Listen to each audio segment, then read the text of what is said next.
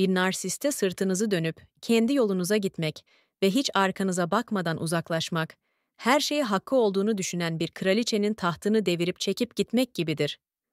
Tahmin edebileceğiniz gibi narsistler, kendilerini bir tür kraliyet mensubu olarak gördükleri tamamen sahte bir kişilik geliştirirler. Ve her şeye hakkı ve yetkisi olan bir hükümdar edasıyla her zaman verdiklerinden daha fazlasını almaları gerektiğine inanırlar. Bu nedenle sizden sevgi, onay ve hatta duygusal tepki gibi çok şey alıyorlarsa, yokluğunuz narsiste ezici bir darbe indirecektir.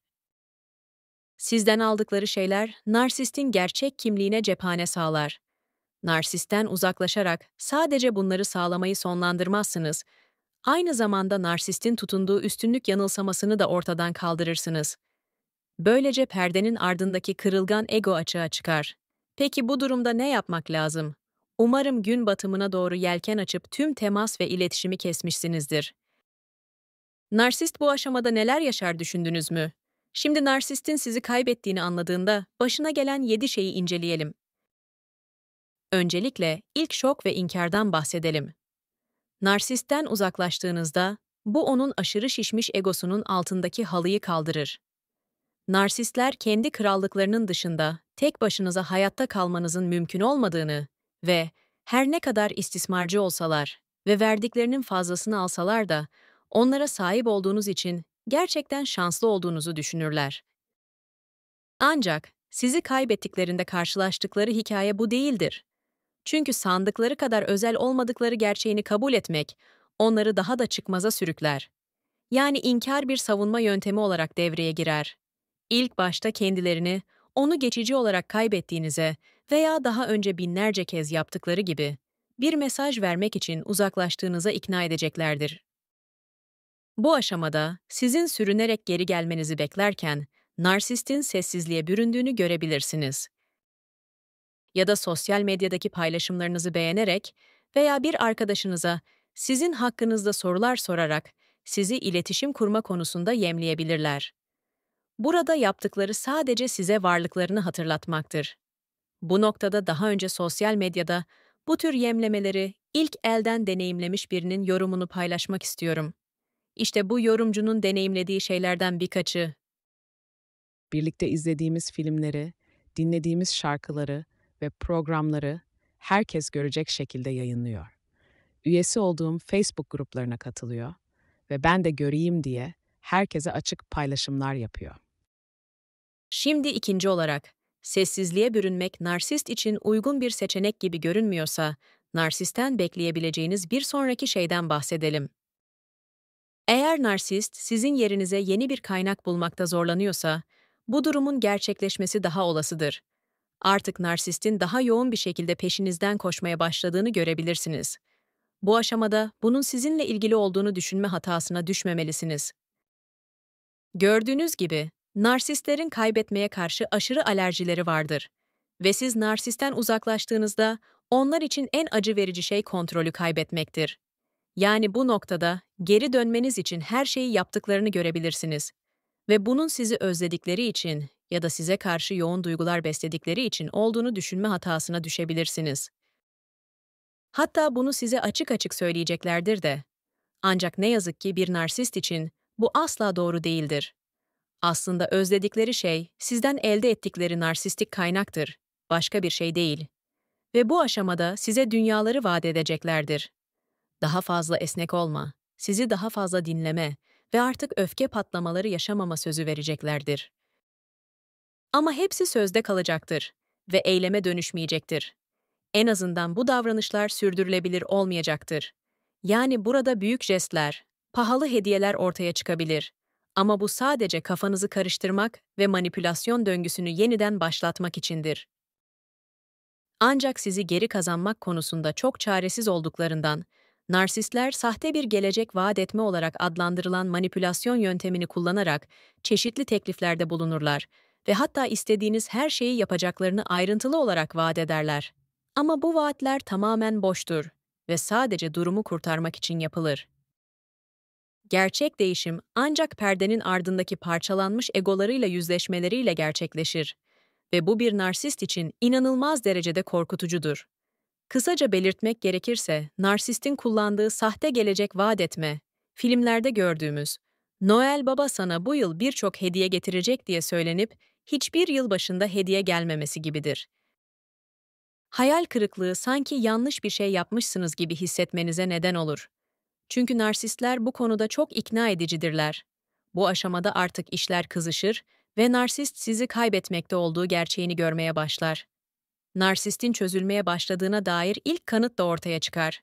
Bu kanıt ise sorunun sizde olduğu anlatısını çevrelerindekilere duyurmaya başlamalarıdır. Şimdi biraz da narsistin suçlama oyunu hakkında konuşalım. Yaşananları ve tarihi kendi yöntemleriyle yeniden yazmak için son çare olarak hiçbir sorumluluk üstlenmeyecekler, hiçbir sürprize yer vermeyecekler ve bunun yerine kendilerini sizin zulmünüz ve ihanetiniz nedeniyle haksızlığa uğrayan kurban olarak göstereceklerdir. Saray duvarlarının ardında öz değerinizi yok eden, sinsice veya açık açık yapılan aşağılamalarla dolu geçirdiğiniz yıllar hiç yaşanmamış gibi. Narsistin kendine göre revize ettiği anlatısında, onları siz sosyal statü için kullanmış, cömertliklerini her fırsatta sömürmüş ve sonunda işlevlerini tamamladıklarında onları bir kenara atmışsınızdır. Evet, işte bu noktada gerçeğin aksine sizi narsist olarak göstermeye başlarlar. Ve eğer neyle karşı karşıya olduğunuzu bilmiyorsanız, buna kendiniz bile inanmaya başlayabilirsiniz. Ancak burada aslında yaptıkları şey, hırpalanmış egolarını acı gerçeklerden korumak için suçlamayı ve asılsız ithamları silah olarak kullanmaktır. Aslında ilk başından beri sağlıklı bir ilişki kurabilecek yapıda değillerdi. Şu an eğer kendinizi buna benzer bir durumda bulduysanız, narsist geçmişi kendisine göre değiştirmiş olsa bile kendi gerçeklerinize bağlı kalın. Bu olanların hepsi, yarattıkları mükemmel imajın artık paramparça olmaya başladığının kanıtıdırlar. Bu nedenle hiç karışmayın. Arkanıza yaslanın ve bırakın o sahte taht parçalansın. Narsist sizi kaybettikten sonra bekleyebileceğiniz bir sonraki şey aslında her zaman gerçekleşebilir. Hatta siz ayrılıp uzaklaştıktan birkaç saat sonra bile gerçekleşebilir. Neden bahsettiğimi tahmin edebilir misiniz? Yeni kaynaktan bahsediyorum.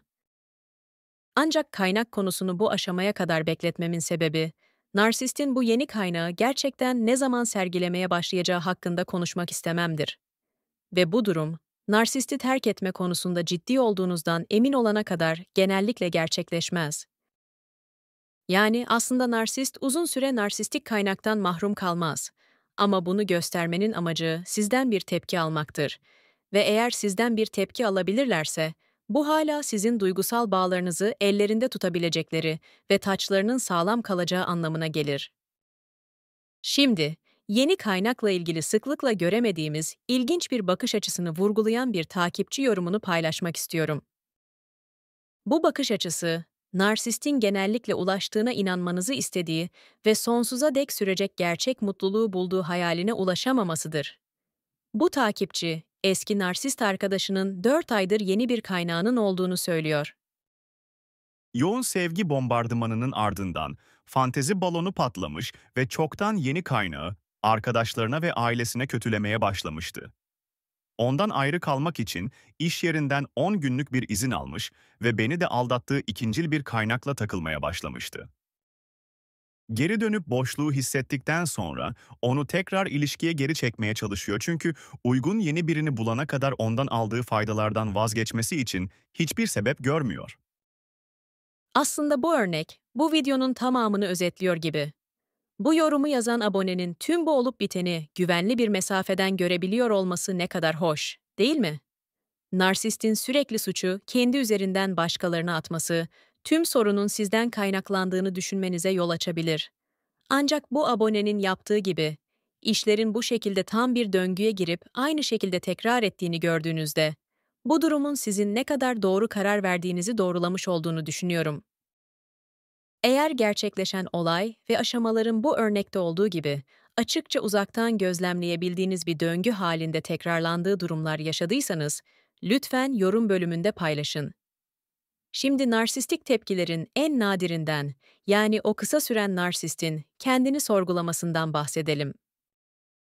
Kulağa saçma geldiğini biliyorum ama bu mümkün ve bazen oluyor. Özellikle de bilişsel yetenekleri orta düzey olan ve bu nedenle daha fazla gizli narsistik davranışlar sergileyen bir narsistle karşı karşıyaysanız. Orta düzey narsistler, alt düzey ve üst düzey narsistlere göre depresyon nöbetlerine çok daha yatkındırlar. Ve savunmalarının çöktüğü bu zayıf anlarında da gerçeklerin kısa yansımalarıyla karşı karşıya kalabilirler. Ancak bu yansımalarla karşılaşır karşılaşmaz, savunma mekanizmalarını devreye alarak yola son hız devam edeceklerdir. Böylece daha manipülatif veya daha kontrolcü hale gelebilirler. Ya da muhteşem imajlarının yıkılmadığını ve bozulmadan kaldığını kendilerine bile kanıtlamak için yeni biriyle ilişkilerini hızlandırabilirler. Gelinen bu noktada umarım hayatınızı narsist olmadan en iyi şekilde yaşar ve kötü günlerin sona erdiğini görürsünüz. Bu bazılarınız için öyle olacak, bazılarınız için ise olmayacak. Ne yazık ki bir narsist bu sahte kişiliğe tutunmak ve tahttaki yerini sağlama almak için bazen her şeyi tam anlamıyla çirkin bir karalama kampanyasına dönüştürebilir. Ama tekrar belirtmek gerekirse, bu durum bile tek başına kendisinden uzaklaştığınız ve o kaynağı elinden aldığınız için narsisti incittiğinizin kanıtıdır. Eğer bu kadar zarar verici ve incitici olmasaydı, narsist bu kadar zorlu yolu tercih etmezdi. Bir narsist, sizi inciteceğini bilirse kendisine bile zarar vermekten çekinmez. Kısaca belirtirsek, bu karalama kampanyası boyunca geçmişiniz hakkında temelsiz söylentilerin yayılmasını, onlara kötü davrandığınıza dair yanlış iddiaların ailenize, arkadaşlarınıza, işverenlerinize ve dinleyecek herkese yalanların yayılmasını bekleyebilirsiniz. Bu konuda hiçbir sınır tanımazlar. Siz ne kadar huzurlu ve mutlu görünürseniz, onlar o kadar umutsuzca sizi sabote etmeye ve üzerinizde yeniden etki kazanmaya çalışacaklar ve bunun için inanılmaz şekilde mücadele edeceklerdir. Üzerinizde yeniden güç ve kontrol sağlamak en büyük istekleridir. Ve bu gerçekleşmezse, bunu kendi varlıkları ve kim olduklarına dair duygularına saldırı olarak algılarlar. Ama şunu asla unutmayın. Bütün bu yalanlar, gün ışığına çıkarıldıklarında parçalanıp yok olma eğilimindedirler. Her zaman gerçeklere sıkı sıkı sarılın. Eninde sonunda her zaman kazanan gerçekler olacaktır. Ve olay bir karalama kampanyasına dönüştüğünde, işin en kötü kısmı, narsistin sizin hakkınızda söyleyecekleri değil, onların hikayesine kimin inandığı olacaktır. Ve daha da kötüsü, bu kişilerin bu hikayeyi başkalarına anlatmak için kendi hikayeleriymiş gibi benimsemeleri olacaktır. Bu kişiler, uçan maymunlar olarak adlandırılan narsistin yardakçısı, taraftarı ve yardımcısı olan bireylerdir. Ve bu insanların kim olduklarını görmek gerçekten acı verici olabilir. Bu noktada yine bir abonenin yazdığı yoruma bakalım. İşte bu konuyu iyi anlamış kişinin yorumu. Çevrenizin, aileniz ve sizin çıkarlarınızı hiç düşünmeyen ve hatta aktif olarak sizi baltalamaya çalışan insanlarla çevrili olduğunu fark etmek büyük bir uyandırma çağrısıdır. Bu durum acı bir hap gibi görünse de aslında kılık değiştirmiş bir nimet gibidir. Yani bu acı bir haptır. Ve nimet ise kimin senin yanında olacağını, kimin olmayacağını bilmektir. Her ne kadar acı verici olsa da sanırım bunu bilmek daha iyidir. Şimdi bazı tavsiyelerde içeren bir başka yoruma bakalım. Aslında oldukça basit. Onlarla ilişkiniz ne olursa olsun arkanızı dönün, kendi yolunuza gidin ve uzaklaşın. Evet, narsist kendi yetişkin çocuğunuz olsa bile. Çünkü bu durum kazanılması asla mümkün olmayan bir durumdur. Bu kolay değil ama basit. Şunu da eklemeliyim ki, narsistten uzaklaşmak herkes için en iyi seçenek olmayabilir. Hatta bazıları için mümkün bile olmayabilir. Ancak bir narsistle yaşanan ilişkiden sonra, özellikle de işler bu aşamaya geldikten sonra, huzuru bulmanın en hızlı yolu tüm temas ve iletişimi kesebilmektir. Narsizmle ilgili bilgi edindikçe güçlenirsiniz. Takipte kalın, hoşça kalın.